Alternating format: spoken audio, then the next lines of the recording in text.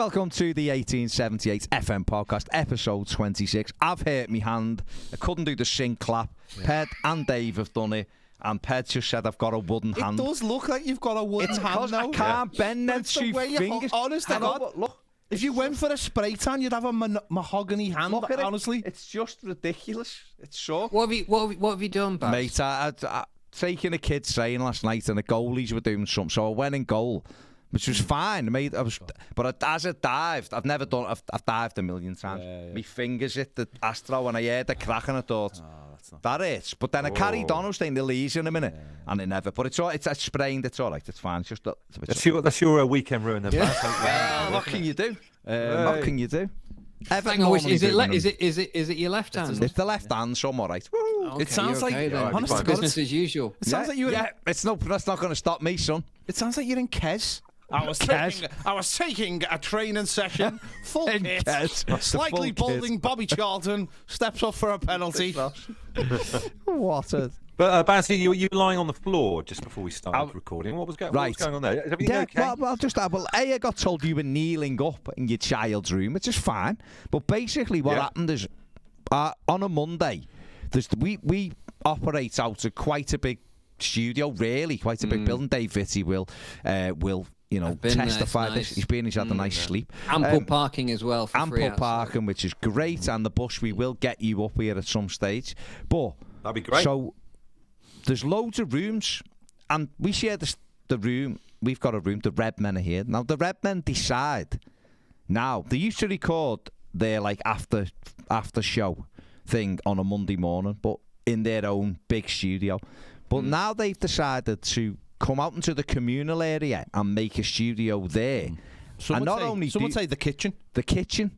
And not only do they do that, they then record as we're coming in. They know what time we're in, so they now record the same time as us in the communal area. So for us to have a drink, I have to carry the coffee machine. Which isn't happening anymore. No. I mean, one arm it'd have to be. I can't carry it with Captain Hook's hand, can I? So I have to bring it in here, and it's on the floor. So when we come on, Mr. Bush, I know you're going to say, that's my name, you tit. But I was making Ped a drink, but I've got to kneel down to do it. Because obviously... Oh, I see. But you're on the floor using the coffee machine. I could have give you the short answer, but I'll just give you the background. The worst thing is, it's only like half a cup. You can... honest to God. Moan. With me wooden hand. Is me hand not enough for you today? It just looks, honestly... Sorry, I'll do that. Baz, hypothetical situation, Baz, right? Listen, in the world of Bond movies, right? If that was a fake hand, you could remove it and there was something underneath there, whether it was a blowtorch or a hook or spike or blades. What would you have if you were a villain underneath the wooden hand? A gun. A gun? You know, the hand that come off and it'd just be like a telescopic kind of thing that come on, just went gun. You know, then. Do you know what I just... Darts. I just realised what you remind me of. Do you know in Happy Gilmore? Yeah. No, the fellow who teaches him how to play. Yeah, that's what you remind me of. That's what I am today. Just tap. I don't know why I'm holding it like that either. I can't because it looks with my arm or my wrist. But it looks really awkward because it's sort of I'm putting it slightly floppy and limp and doesn't really assume the same position. No. The juxtaposition I heard Ned use a word that he's never used in his life and doesn't understand, but it was all tremendous. Good. How are you anyway, gentlemen? All right, thank you. I mean, aside from the obvious, whereby once again we are slipping slowly towards oblivion, in my own opinion. But aside from that, I'm quite good. Life is good. I had a nice weekend, and bar the obvious. Bar the obvious. Not bad. Mr. Bush, how are you? I mean, you've been with Schitt's Creek, I think, last week, and someone else. Right? Schitt's Creek. Jake Bugg, he's in the papers today. He's never watched Happy Valley, whose song he is the theme tune for. He's never watched it. Fair play. Never watched it. Have you watched it, Bush? No, I've never seen it either. Actually, it's supposed to be really good. On my to-do list, I haven't started yet, but I need to go back to the beginning. Apparently, I know. It's tremendous. You know what's mad about Happy Van? I think Ped said this, and he's absolutely right. The name puts people off. The name makes people think of hippies, maybe. I don't know. No, I think it makes me feel of like Last of the Summer Wine. That kind of feel. That's a good show. Someone in a bathtub. Yeah, it's Sunday night, 9 o'clock. But it really isn't. It couldn't. To be honest, it couldn't be any further than Last of the Summer Man. It's pretty bleak, isn't it? But it's tremendous, some tremendous acting. It's brilliant. But you haven't watched The Last of Us. No, I didn't say it was better. No, I'm not saying it is better. I'm just saying you're saying to us you haven't watched it. I'm saying to you, I am going to watch The Last show of on Us. Earth. So. Dave, have you watched The Last of Us yet? Are you watching that? No, I haven't seen any of Happy Valley yet. However, I have got my that is on my to-do list, definitely. Is The Last of Us on it though? I think that was the question. Oh, Dave. Sorry, is The Last of Us? I thought you were talking about. Well, we were, but you obviously tuned out to the point where. Oh, I missed that. Yeah, sorry. okay. The Last of Us, no, is a quick answer. Okay, no, it's not. Brilliant. But I have my sights firmly set on Succession, which is coming again. Succession is at amazing. the end of this month. Okay. It's amazing. I watched The Teacher the other day with Sheridan Smith on Netflix. Oh, now I saw that. Right now, that was weird though, wasn't it? Because and I'll tell you why it was weird. Right, is that it's set in a school in Bradford, yet it was filmed in Eastern Europe, in Hungary. There's a lot of that going on. A lot of that going on during the lockdown. Yeah, Hungary. It's really strange. It was weird. They'll have a shot of them kind of walking down whatever Manningham Lane or something, and then they're on the outskirts of Budapest. Yeah. Very strange. Yeah, there was a lot of that during but it was lockdown. Good. They were prepared to let people film there. Yeah. So and it doubled for a lot of places. Yeah. It's just you can just tell that they're just not flats in England. Yeah. Like, you know. No. But whatever. But it was good. It was really good. Let's get the rubbish stuff out the way very quickly so we can just move on to other stuff. Boys, me and Ped won't really comment on this, or if we do, it'll be a very brief one-liner. But we done our shows yesterday. I felt after Sunday it was a case of 2 points dropped rather than a point gained. Particularly the fact we led twice. So let's go with Andy first. Andy, what was it for you? Yeah, completely that. It's poor, awful game management, which has become our thing at Everton. We should get that put under, nil satis, nisi optimum, whatever. It's just poor game management. It's what we're known for. And to be ahead twice and then, individual errors. We've lived with individual errors now with this club for, it's almost like 3 seasons worth of just absolute game killing, momentum killing, advantage killing, individual errors that have cost us so much, and I'm just bored of it. I kind of felt like at the weekend, I feel like I'm a little bit more at peace with the fact that I genuinely do think we're going down now. I just don't think we're just not as good as all the other teams that are in the league, really, to be honest with you. And I feel like I come away from that game just feeling that a little bit. I know he's making progress, Deitch. They're definitely making progress, and you can't argue with where it's going and what he's inherited and all that kind of stuff. But I just don't know if we've got what it takes to stay up in this league, and it's just a shame to say it. That's what I felt after the game at the weekend. Dave? Okay, on the positives, the attitude and application were far better. We scored 2 goals away from home, and the general levels of effort and commitment, I thought, were better. So there were things to applaud. Yeah. And there is progress being made by Dyche, yeah, as Andy rightly says. Yeah. Of that, there is no doubt. However, with the fixtures coming up as we went through last week, this was an absolute must-win game, because the points have got to come from somewhere. And if they don't come from the likes of Nottingham Forest, then frankly, I don't know where they do come from. And I think also because personally in my own mind, I had, and this is nothing personal against Nottingham Forest, is that I had earmarked them to hopefully, but only for our benefit, occupy one of the bottom 3 places instead of us.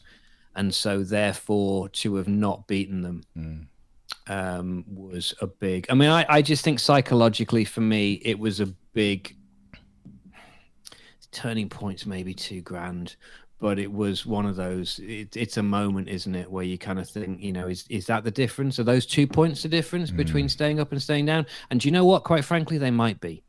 They genuinely might be. And we might look back and once again rue the chances that we had. We, as you say, we led twice and we didn't come away with anything. Now, at one point when they equalised for 2-2, I did think, I can see us going on actually losing this now. That was my fear, and at least we didn't. That would have been the Everton way. That would have been very much the Everton way. And I would argue that actually prior to Dyche being in charge, that would be a more likely scenario. And that was what I was fearful for. But it's 2 points lost. And I do think that those 2 points will be critical come the end. I thought Brennan Johnson, though, by the way, credit where credit's due, I thought he was outstanding. I thought he was head and shoulders the best player on the pitch on Sunday. You look at these games we've got coming up, though. Obviously, Brentford good the other night. So it's Brentford, Chelsea, Spurs, Man United, Fulham. I mean, that doesn't. Where are the points coming from that? I don't even know how many points you think you get out of those 4 games. I just to slightly disagree with what you said before, Andy, is that I've seen the teams from Crystal Palace down are all diabolical, and Everton are very much one of them. For Everton were the better team on Sunday. So I look at Forest and think they're struggling. But then you're absolutely right. Certainly what I found with the Ped feels exactly the same or whatever. But I think the thing that might just undo Everton is just simply running out of time. I think the teams, I think the quality around us, I think Leicester are probably the best of the bottom 7 because I just think they've got goals in them. I don't think any of the other teams really have. But I think it might just be time, Ped, that actually undoes. Yeah, because really. I mean, just take a couple of points out of what I just said there. You know, I do think we will pick up points, and I do think that every game we do get slightly better in the way we're playing. But and I think we will pick up points, but I think you're absolutely right. I think we'll run out of opportunities. I think we'll run out of time. And like Dave said, I think Nottingham Forest has to be a must win. Very much like the Leeds game was, because you're not only helping yourself, but you're hampering the opposition around you. Yeah. And it might sound silly, this, but you'd rather beat Forest and get a draw with Brentford than the other way round. If that makes sense. Do you know what I mean? Well, for the same reason you just said, because it's actually, it's weakening their position as well, and it's dog eat dog, isn't it? Yeah, and I think that's the problem. I think they are getting better. They're making more chances, and obviously we saw us get a couple of goals for the first time since October. But it's hard when you read a list out like that when you put your next few games up, and I'm glad football managers probably don't think like that and just think of the next one and the next one and the next one. As a football fan, we always put them together. I always think Everton have always been good in those moments, though. They've always took points when it's least expected. Yeah. But it is tough. It's going to be very, very tough. But what I would say is we're not cast adrift, and the teams around us are equally as bad. Leeds are only ahead of us on goal difference. Yeah, they're equally as bad. Maybe some of them have got goal scorers, and that might be the little difference. And I think at this point, it's not necessarily about like, do you concede loads of goals, because we don't concede loads, but at the same time we're not scoring loads. So it's the goals we give up are poor, though. That is a big thing. They are poor goals. Shocking. I still expect slightly better from a Dyche team. A month in. Do you think like Pickford's having a bad season as well? Sorry, Dave. Do you know what I mean? I feel like he's having a weird season, isn't he, Pickford? He's up and down, isn't he? He's up and down. There's some games he's fantastic in, and in other games you look and go, could he have done better there? And should he have? See, Sunday, at the first goal, I was kind of like, he's got to do better. I've watched it again. He makes a good save. I think other people are more to blame than him in that instance. But the second goal, when you're winning 2-1, the Corey, he's got to protect the ball better. That's just poor. Can't be asked. He doesn't do anything in reaction to losing. He just looked knackered, Andy. Although he did have a really good game, his numbers are really good. It's just the fact that they're the moment, like you just said, they're the moments. They're the killers, aren't they? And Dave, like Andy said, there's been too many of them moments, hasn't there? That's been too many of those moments, and as you say, just really critical errors.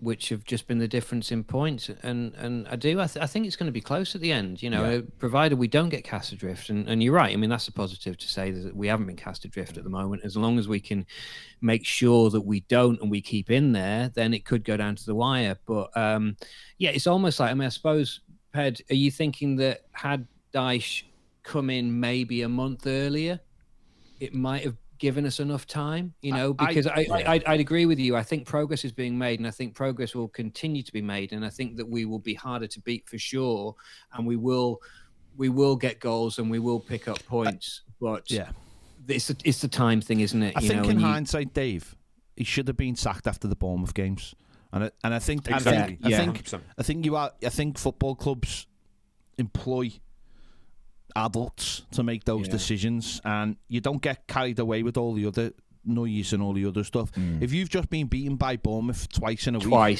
with an aggregate of 7-1, then decisions need to be made. And I think Aston Villa are showing how, the byproduct of that, of where they are in the league. They're obviously out of it now, and they've got upward trajectory, and they've got a manager who's a serious manager. Like I think our manager is a serious manager. I know they've got slightly different reputations, but he's a serious manager, and I think also that would have given them a little mini pre-season.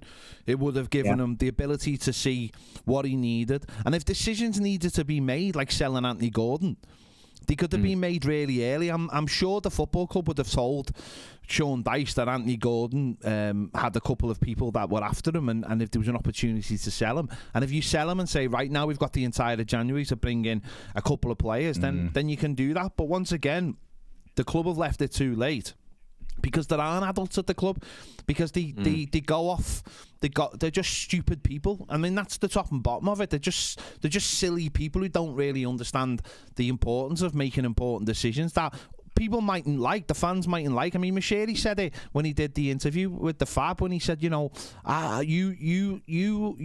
make my mind up for me. I sack a manager because the fans demand it.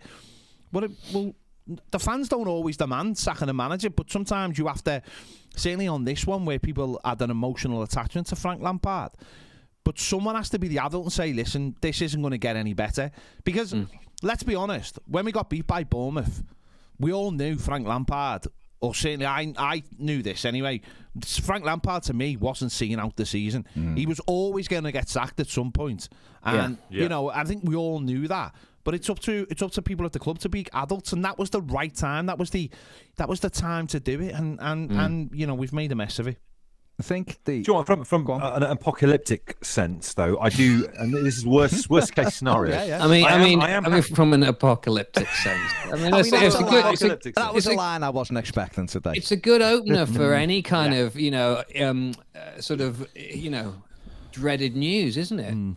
Yeah. Well, I mean, it's like this season is The Last of Us, is what we were talking about actually just before we kind of earlier on in the show. But I'm happy with Dyche. If Everton, God forbid, do go down, I am happy that Dyche is there, because I feel like he is going to mould the club into a tougher, stronger, more resilient Everton going forwards than what we had with Lampard. Burnley, for example.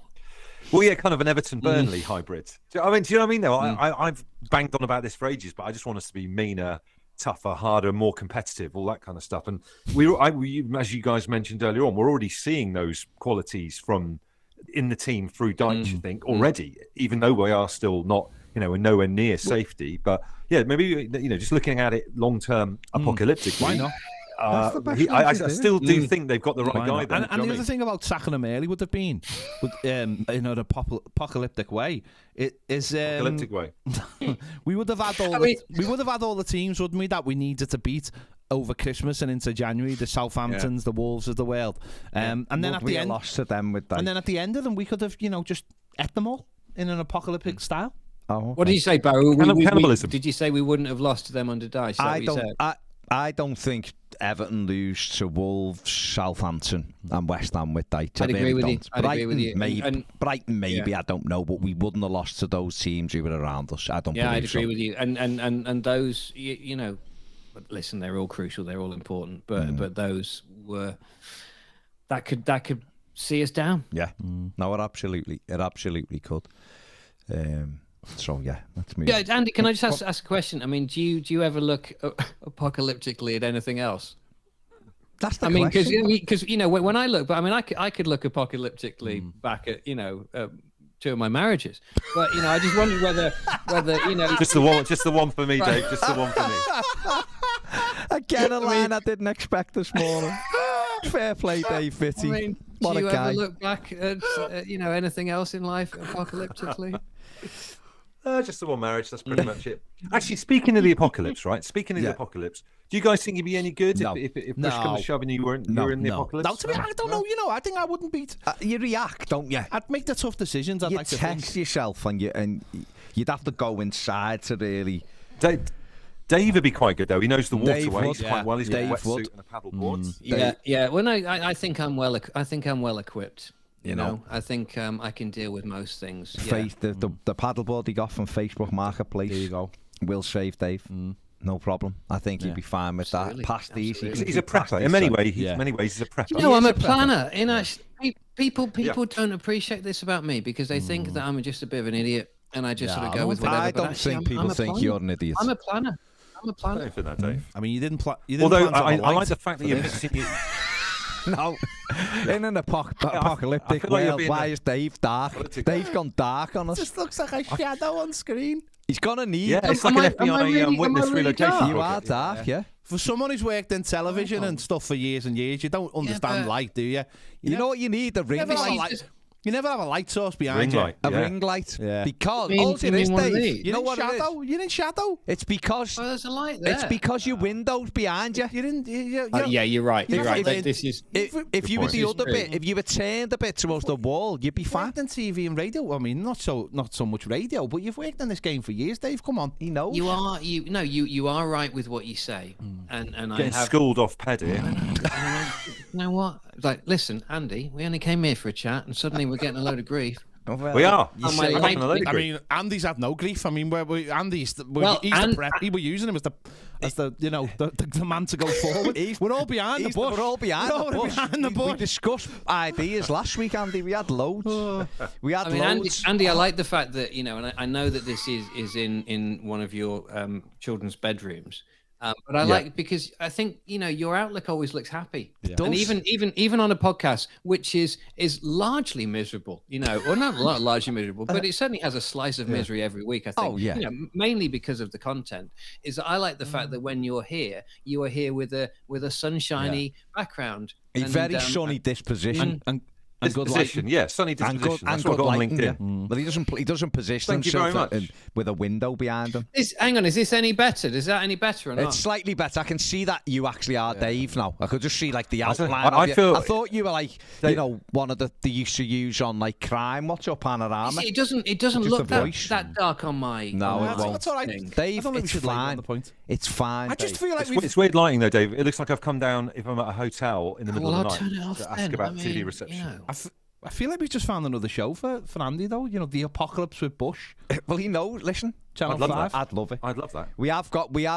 We've done some prep last week for shows for you for Channel 5 going forward. So we'll get them over to you at some stage because there were some great names. There was Cruising with Bush was one, but there was a theme. There was a theme. Obviously, so much can be done with your name. It's incredible. Do you know what? I'm going to be doing my radio show from a cruise soon. So it's almost like a prophecy. I mean, it's almost like when we talked about making sandwiches in an air fryer, and then all of a sudden he done a show about sandwiches in an air fryer. Literally last week we were saying you're going to take over from Jane McDonald. Yeah, that was one of the things. That would be good. Like literally, you're going to be the new face of Channel 5, going around the world. I mean, I can't. There's so many good ideas last week. I've forgotten. Someone just said around the world with Bush, and it should be presented by Andy and Kate. That was someone's idea. Andy and Kate. Andy and Kate. Yeah, where they go around the world looking for the biggest hills they can run up. That would be good. Oh yeah, running up that hill. Yeah. Kate would be up for that. I reckon. I mean, she doesn't do a lot of media work. No, but she might buy into that.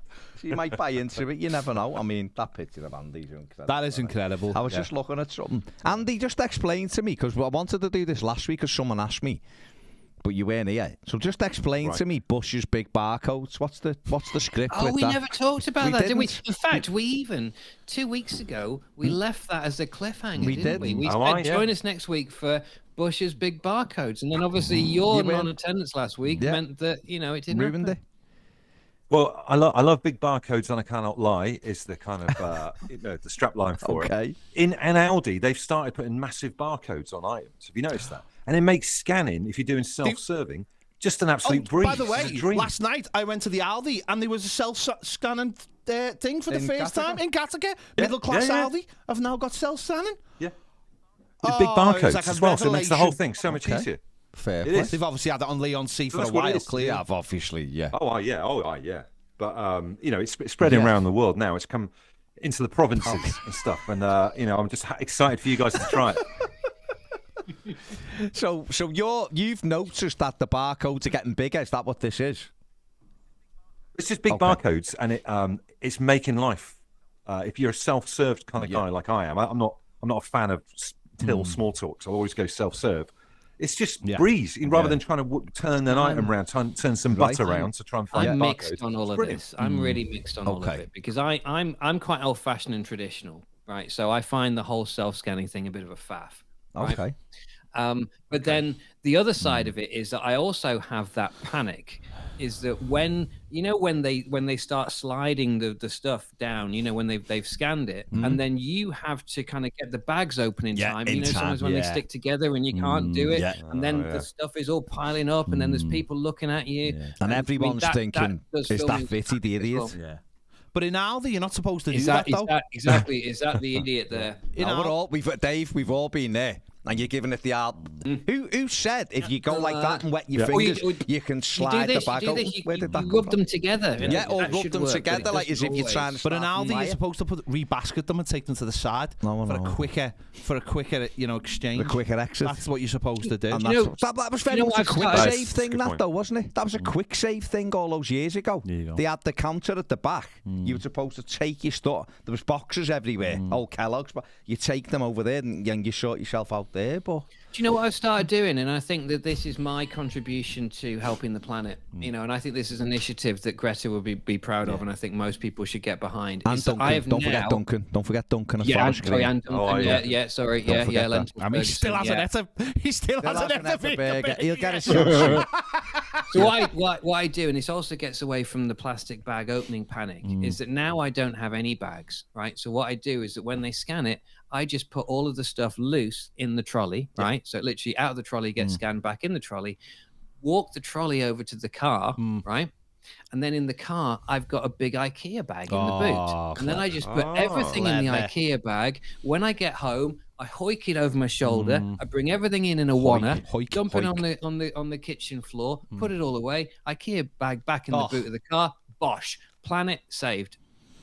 You are a prepper. He said it before. He's a planner, isn't he? Plan and prepper. It's clever. I like it. I honestly, if I have to go to shops, I get supplied. If you have to go to the shops, go to the shop. The way you say that is if you're pushed to the absolute limit. It's like I've got to go to shops because we have home delivery. But someone's doing all right for his themselves. mock Tudor house. No, it just saves you going and mixing, doesn't it? But I get supplied with plastic bags by my wife. I'm not allowed. If I go home, my life would not be worth living if I bought a plastic bag in the shop and went home with it to save the planet. So we have the bag for life. Does she put them in your pockets before you go out? It's in the car. It's tartan wheel along trolley. I've just noticed there's one in my laptop bag in the front, so I can never not have a thing, which is fair play to her. Yeah. Fair play to her. I have tried. I done the thing the other week. I went to that Aldi and I was getting about 7 items. In and I thought, I'm not buying a bag of it. In Gateacre. Gateacre, yeah. And I thought, I'm not getting a bag. There's no need to get a bag. So I done that thing, but a couple of them were loose, and I was thinking, can I balance? And I have milk. I'm thinking, have I got enough in me? I'd be ruined today, wouldn't I? Yeah. Captain Hook today. I'd have no chance today with the hand. And the woman said to me, you might drop them. I was like, thank you. Now you've put it in my head. I didn't. I survived. But I tell you what, there was a couple of moments where I thought, I did drop her. What would Dave Fitty do in this situation? I did drop a big milk at the till. The till. Did it explode? It went everywhere, exploded. And I just stood back and I looked like a massive tit. But the good thing is, I was at the till, so they just got me a new one. Whereas it had happened 10 yards outside. That's the thing, isn't it? That's the if thing, you'd have took like 10 paces forward and left the designated area, it's your responsibility. While you're still there, they take some of that. It's like a foul just outside the penalty area. It is. You're absolutely right. Anyway, you're right. Yeah. You've got away with it there. Can I just tell everyone that I am 2,000 in the queue to get tickets for Eurovision. Yeah. 2000. Not for the main show though, for the Friday night show. But don't they do the rundown every day, so you see the main show every day? No, it's only on the Friday and the Saturday. The Friday is for the judges, so when they pull their scores out, you're going to see it all, aren't you? You see it all. But there's 2,000 plus people ahead of me at the moment. Because it is my dream to go and see Eurovision. I still this baffles me, you know, and I like to think that we all get to know each other's characters quite well doing this, and you know, we all do have our distinct quirks. But I'm amazed, Ped, that this is your idea of fun, because I would put money on the fact that this would repulse you. No, I love it, mate. It's like Darth Vader going to watch Miss Saigon. I absolutely love it. I'm Darth Vader. Miss Saigon. That's an interesting I'm analogy. miscast, Dave. That's what it is. People think they know me and they don't. I love Eurovision, but it did make me laugh because there was a guy on TV the other day, and I don't know if it was from BBC or from Eurovision, and he was like, he was going, it's great, but you know what? It's better watched at home. So you're probably better just not going to see it. I was like, you're supposed to be the fella trying to make people. He said something like, you know, there's a lot of people in this thing. It is a TV show. So if you're getting tickets, don't expect for it to be, you know, what you think you see at home. So you better stay at home. I was thinking, was it like Ned selling? It was like in the Truman Show, when they're like saying, don't go on holiday, stay here. That's what it felt like. He was off. Ped, how much are you looking at? I've seen some incredible ticket price estimates for Eurovision. What are you looking at? I'll have to wait, but my plan is that if I do get tickets and they cost a fortune, that what I'll just do is I'll rent my house out for the night to Airbnb and sleep in my car. Good idea, smart. Because I tell you what, if you go away in Liverpool, if you've got a house in Liverpool that weekend and you go away, you will make an absolute fortune. Yeah, you can't book any hotels or anything. You guys are sitting there with your coffee machine in your big studio. And the air you could have my bunk beds over fryer. here. Yeah, air fryer in there as well. I'll just sleep in here. Come in and we'll do. Just late night show. Because Everton might Eurovision after dark. Eurovision. Matt's instant reaction to Eurovision. That's my nil point, you tit. So you know what? You can sit there going, I've just been to Eurovision. I watch along. I've just been to Eurovision. Absolutely. I've just been to Eurovision. I'm a bit disappointed the way the UK turned out. You know, we thought, you know, thought we'd get some points. Give it. Just didn't have enough. Poor game management. Poor game management. 2 points dropped on the Latvian score. Yeah. You need to take it off the Latvians. Do you guys ever remember? We get the lads up for Eurovision, have us all in here, few bevies, and just do Eurovision. Forget footy. Do you guys ever remember the actual duo that came from Liverpool, Chris and Gemma, who got nil point? Yeah. I remember they messed up their song. One of them messed the lines up, or something happened. Was that the days when it was genuine points though? Because now the UK's just hated, so everyone gets I've known Gemma since I was a kid. Have you? Yeah, I've known. Hang on, that's not Gemma that used to sing in the fan zone, is it? No, that was Gemma. Gemma Jewel, wasn't it? That was she. Jennifer Jewel. Jennifer Jewel, who she did something else. That was a different. She never Jennifer. done Eurovision, though. No, she just got married to someone who works at West Ham. This is a different story. Yeah. No, it was a girl that I've known from years from school. I went to school with her, and her and Chris did it, and it was just it was the worst thing. But I seen last night on her Facebook that her and Gemini. Her and Chris are going to do some gigs around. No, I don't think anything's going to be official. It's probably going to be in the Dog and Duck. Oh, they're going to do. They're going to do a bit of a comeback. Nailing the fact that they sung there, aren't they? So you know, bloody hell, Bucks Fish coming back. Yeah, it's good times. Let's do a couple of songs. No, I love it, and Liverpool's going to be unbelievable. But you know, I've got that thing though. I don't know if you've ever, you know, if you love something, but when it comes, you're like, you don't really want it to be here because you can't fully so it's great that it's here, but there's almost that tint of I don't want it to be here because if I can't go, it's like it's so close but it's so far away.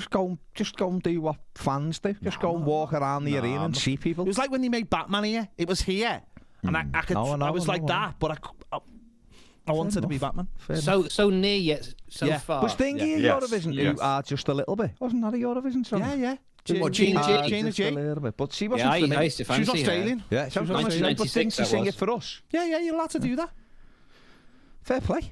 Yeah, but isn't that a little bit like how Greg Rosetsky played tennis for us and stuff like that? But he was around, he was reborn here, Greg Rosetsky, or was his mum? It's tennis. Celine Dion sung for France. Did she? Yeah. She's French Canadian, so she's kind of got a link. hasn't she? I do like how the Eurovision's trying to reinvent itself, like the Champions League or something, like groups and knockouts, like turn it in. But it's a joyous occasion, and I don't get many of those in my life. No, listen. So I'm having no one's got an issue. I've not got it. I used to watch it, and I just haven't watched it for years. It's so funny, though. No, I know, but it's so funny. That's the other side of it, though. I just agree with Dave that Ped, it wouldn't seem like something would be in your wheelhouse. But if it is, then that's a great thing. But wouldn't have put that down if I was ticking a box of things that Ped likes. That would. You know, the thing that I always always strikes me, and again, this might be perceived as being a sweeping statement, and I don't want it to be, but I always watch Eurovision, and it makes me realise that actually, pretty much, like all is a strong thing, but I'd say upwards of 97% of European music is rubbish. Yeah. I mean, just awful. I mean, really, really awful. I mean, arguably, there's not really been any good European bands ever. Yeah. No. I mean, there's been some. Some. Freiheit were pretty good, weren't they? I mean, but I mean, ABBA aren't really my bag. ABBA aside, I mean, they were successful. Oh, hang on, whoa. Hang on. ABBA's number one fan is literally sitting next to me. See, this is another thing that you would know. Whoa. Hang on. This is truly revelatory. Yes. So this is more shocking for me than the fact that Ped likes Eurovision. Barry likes ABBA. ABBA doesn't just like ABBA are tremendous. Gimme me a man after midnight. There you go. I mean, that and many other songs, Mr. Bush. That's tremendous, Dave. Would you go and watch that one where they've been turned into computer? No, but some family have gone. Some of my family members have gone. By the way, and said it's amazing. on that front, by the way, did they not miss the greatest obvious name ever by calling it Avatar? Good idea. Why did they not call it Avatar? Is that not just like the most obvious bloody thing? Like the best name for that show? Undercurrent of Dead Animals, I'd say. So this is that's abattoir. That's different. You know? Yeah, it's a bit different. Although you could, Andy, it's a bit different. You know, you could actually. You could maybe sort of weave them both in together, and you could sort of like set it in some slaughterhouse or something, and have Avatar. That'd be a bit dark. A bit dark, but I just think Avatar. Maybe you know what? Maybe that's why they didn't do it. Maybe because they felt it was too much like a slaughterhouse, and that's why they didn't employ the name. But I think it's obvious to me. This is the weird thing, right? You two are both Andy's a current music DJ. Dave, you've been a DJ. Yeah. You love ABBA, and yet I'm the only one who watches Eurovision. I have watched Eurovision. That's like saying, to be honest with you, if I was Andy, I'd watch it just for the material because it's just an hilarious occasion where you get your you just get loads of. Put it this way, I guarantee you it'll be watched in our house this year because it's in Liverpool. My missus will want to watch it because it's in Liverpool. Baz, what is your favourite ABBA song, just for the record? Winner Takes It All, maybe. Oh, nice. Yeah. Which was also the title of a quiz show hosted by Jimmy Tarbuck. There you go. I'll tell you what song I do like, but it's quite sad, which is Slipping Through My Fingers, which is always quiet, that one, because obviously got a daughter. Yeah. Okay, I've got to go now. Dave, you're going. Andy, you're not going anywhere just yet, but Dave has got to go. He's got work to do. So hey, listen, where's he going? I've got to record John Dahl Thomason. Oh my God, the Scandinavian clang. I know we can't see this, but clang. Dave, you're going to be invaluable to me. I need to speak to you about some contracts for my podcast. Certainly for next season. Certainly for next season, yeah. Yeah, absolutely. Oh, listen, I'm well equipped for the championship. Superb. Hopefully Everton are. Dave. Apocalyptically speaking. Ned, can you change this to 3 when Dave goes? Dave, lovely to speak to you. See you later. Take care. Bye, love you, bye. Cheers, Dave. Mr. Bush. One of the other things last week that people wanted to ask was, what is the weirdest conspiracy theory you've heard? I know it's I know I'm dropping it on you, but I'll tell you. I'll start you off with one, right? For me, which was mad, and you told me I didn't even hear this, and this is only a couple of years ago, that Paul McCartney was killed and was replaced by like Dave McCartney or something. So it wasn't real. The same has happened to Avril Lavigne. She's another one who's being allegedly. Oh yeah, we were talking about her the other day that she just had a complete change of personality and everything completely. So, okay, she might be, but Paul McCartney, really? How have they done it? I know nowadays you could go, well, someone's had plastic surgery, blah de blah de blah. They can wobble the head like Paul and he can play a guitar. But this was like, wasn't it like 1963 or something, or 64? It would have been easier then, though, wouldn't it? Because really, he wouldn't have been on TV loads. People who have only seen him from the distance of like being on stage. And do you know, I wish I never watched that Beatles Peter Jackson thing. Because Paul McCartney comes across in that program like an absolute pain in the arse. I think he comes. No, I think he comes across in that though. I think he comes across as like there's a dynamic where no one wants to say anything, do they? Like, let's do this. It's all just like, and he's the only one who's like, lads, can we all just be the world's greatest band and get on with it, please? While the other three are dicking about, or John's. I felt sorry for George Harrison though. Do you know what I mean? I felt like he was on his case. Like, George, what are you doing? George, no, that's wrong, George. Oh, come on, you can just do that bit. Let's not turn him on. Turn his guitar on. Yeah. I felt sorry for George during that. Do you know what I mean?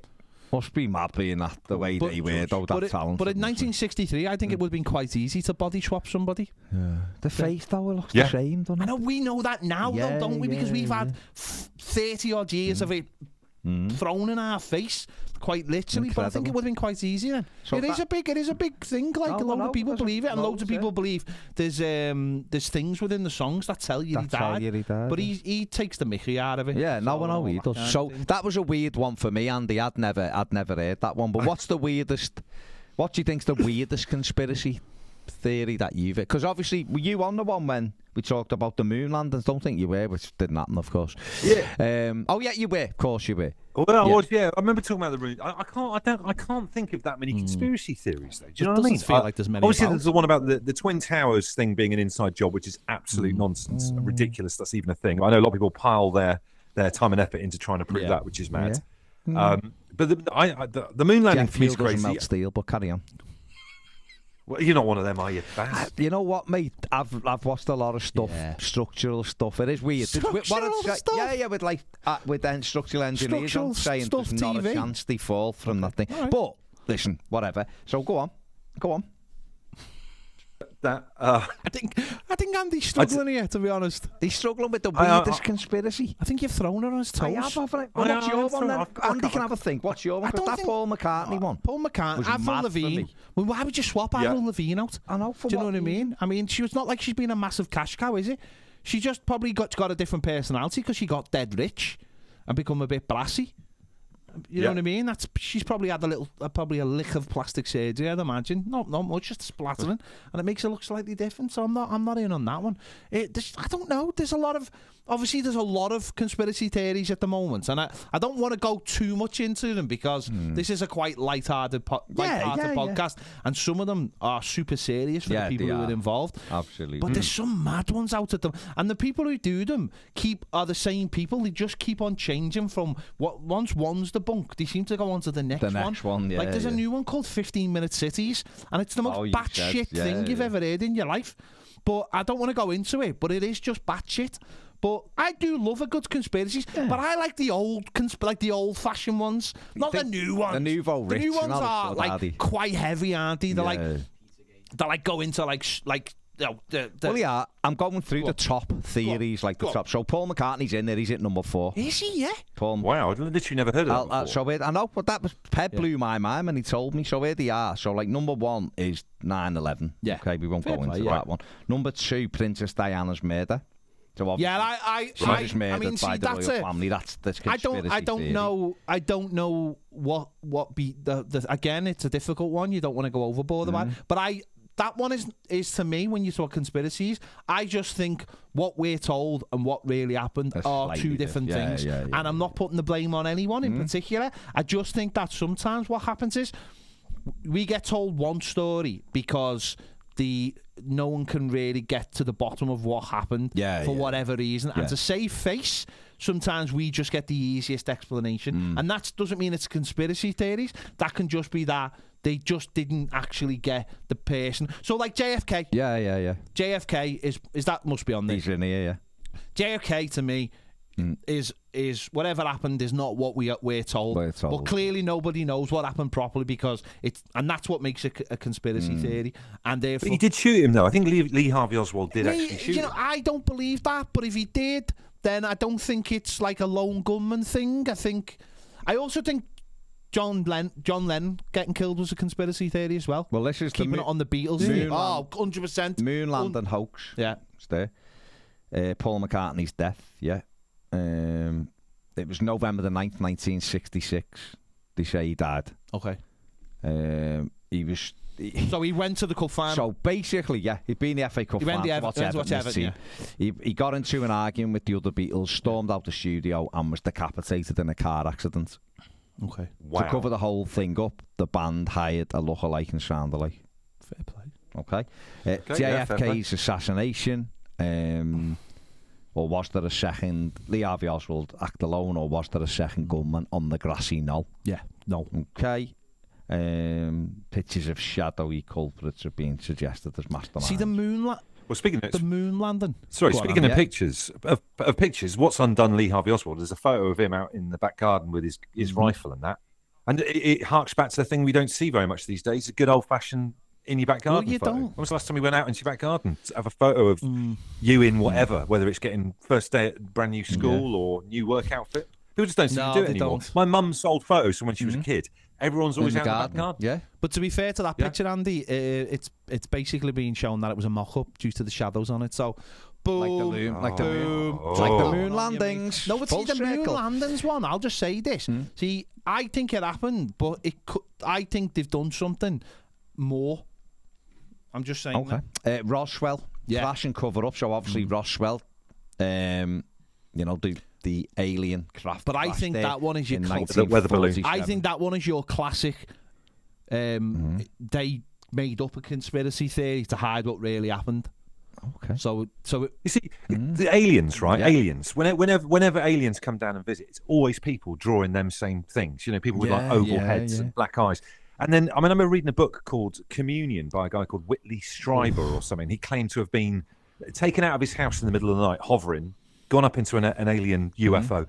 And I don't know what it is about aliens, but they're forever putting stuff up people's backsides, aren't they? Why are they always interested in our asses? They love a probe. They do. There's lots of ways you travel millions and millions of light years and then to stick someone up someone's ass. What's all that about? You dirty beggars. They can't get enough, can they? Just leave us alone. Or just say hello. Come down and say hello. Stop sticking stuff up our ass. Have a picture in a back garden. But again, no. What I mean? Exactly. But again, no. You know, when you think about that, when you put like 2 and 2 together, you just think, well, maybe that fella was just drugged by somebody and someone just happened to put a probe up the backside. Fair enough. Do you know that where probe comes from? Put it this way, right? You know, to hide, maybe if something had happened to you, it's easier to go, it was an alien. I mean, it's got a little bit, it's got a bit more about it, hasn't it? Oh, okay. It's a bit more It's got a bit more of a story, hasn't it? Fred or something down the road. He's had a few. It's gone further than he wanted it to. Feelings that he didn't know have come out. And other things have come out. Probing for the prostate. Who knows? Exactly. Who knows? Going for gold. The satanic panic. For years during the 80s and 90s, America became convinced that an underground network of Satanists were working together. Oh, yeah. That's a bit north. Americans are always convinced. Is it west of Memphis? That great documentary film about those guys that were sent to prison for apparently killing those boys. They thought it was like a satanic cult, but it wasn't. It was just I don't know, it was the stepdad or something like that. So yeah, there was a big panic about that during like Dungeons and Dragons. And everything like that. I remember that. Yeah, Judas Priest playing Judas Priest songs backwards. It's always a thing, isn't it? Then it became rap, and then it became video games. Why can't they just get onto that? They're just a gang of knobheads. Yeah. Chemtrails. Being probed. Chemtrails are real. As airplanes travel, they leave behind long water condensation trails called contrails. But to some, these are chemtrails, the more nefarious. The condensation trails are full of other chemicals that scientists and government are seeding into the atmosphere. Absolutely. To doses. Prince was a massive believer in that. Yeah, Prince was. That's why he called it Purple Rain. There you go. But I've been listening to an audiobook about the bombing campaign in the Second World War. Quite boring, but I like this kind of stuff. And they were petrified of contrails because that would be able to show the enemy aircraft would know where they were in the sky because of the condensation. So obviously they weren't crop spraying terrible chemicals back in 1943 or something. Then were they? I don't know about that one. That's the weakest of the conspiracies in that list, I think. Barack Obama, birtherism. Oh, that's another lunatic. Yeah, but that's another lunatic thing from America. COVID and 5G. That was a mad one, wasn't it? You could get COVID off the 5G towers. I thought we all had 5G. I thought that's what the vaccine gave us. The vaccine gave us 5G. Okay. That's why my phone sound as although I've only got 4G at the moment. I got a much better. I don't think I've ever had 5G. Yeah. I've had all my jabs. And I've never So had you 5G. traded 5G though for self-service in Aldi. You did. You could only have one. You could only have one. You took that. Happy with it. Bigger barcodes, slightly less reception. I'm fine with that. Birds are government spies. Yeah.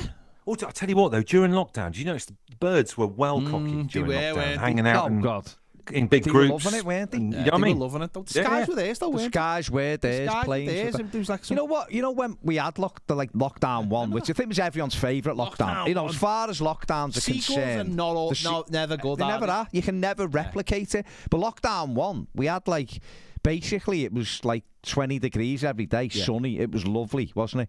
There was no planes in the sky. So it was blue skies. The birds were living it. The birds were out there, chest puffed out, bouncing around, owning the gaff, having lots of meetings. Good lockdown. What was going on? Yeah. What were they having meetings about? I don't know. Were they going, are you getting your jab, aren't you? What about this? It gives you 5G. Or were hovering around and stuff like that. Coming closer.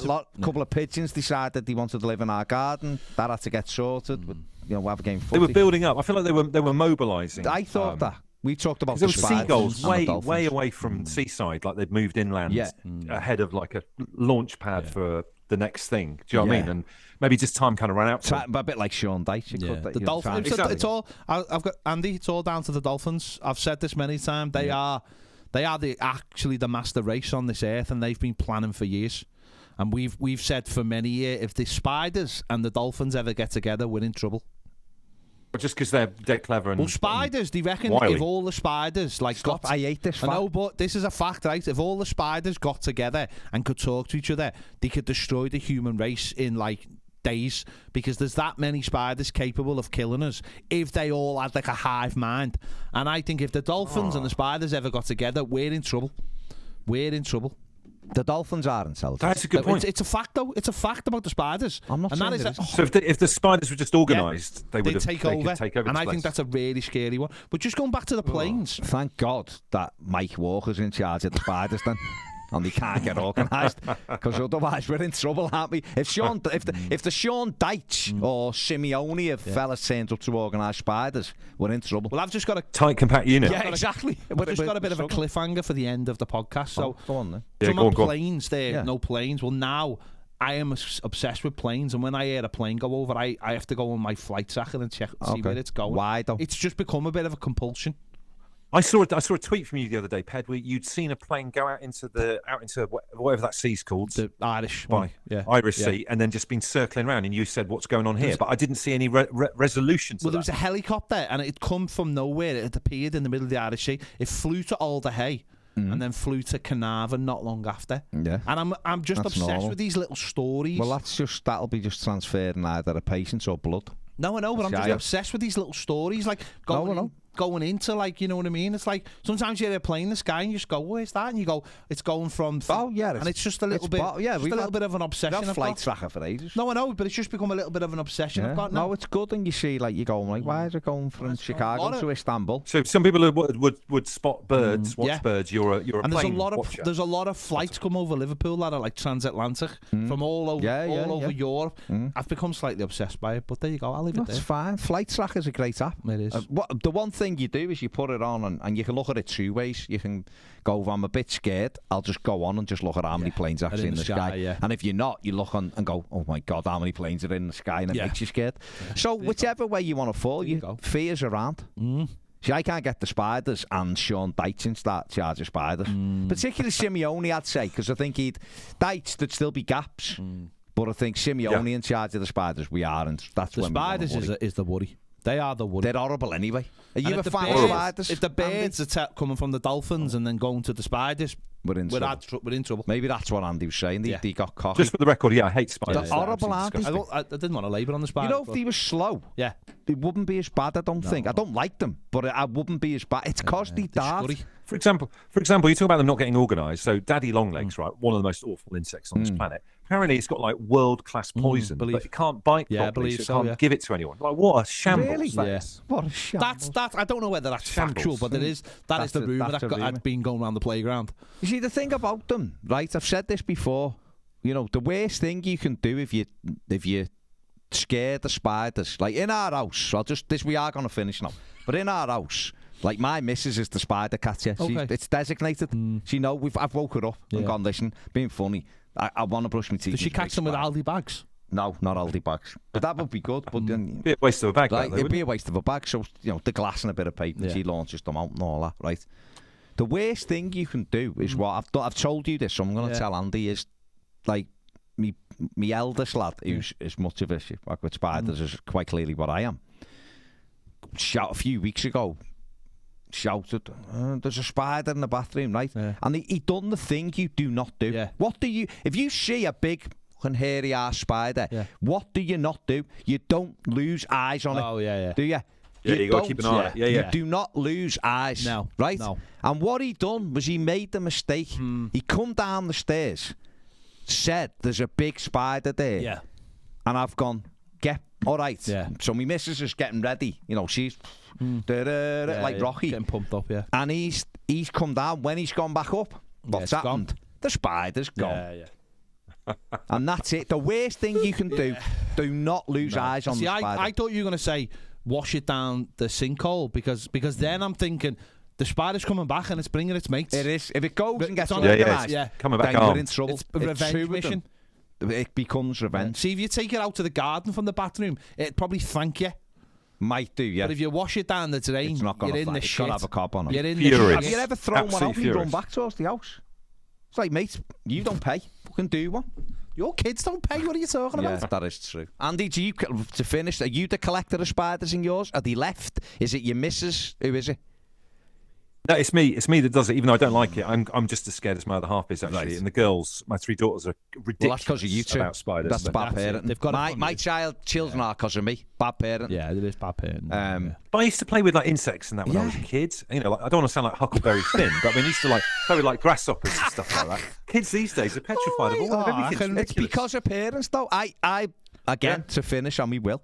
I did. Never you as a kid. Every now and again, I would pick if there was one there, I'd pick it up. If like had to be like Daddy Longlegs, I'd have never picked it up. Now you've given me that nugget off the hang on, right? And then I'll tell you this now. One time, it was in fact Everton were playing Norwich in the Screen Sports Super Cup, and I was going the match, and I was in my nan's, even though my nan had died. Their kids still be called it my nan's, and I put my jumper on, and our Alan, who's a knobhead, went, there's a spider on your shoulder, it's by your ear. So I've just gone, and he's going to go, and I'm hitting myself. No spider. And I think that was the moment I went from going, oh, they're all right, to being, oh my God, I am petrified.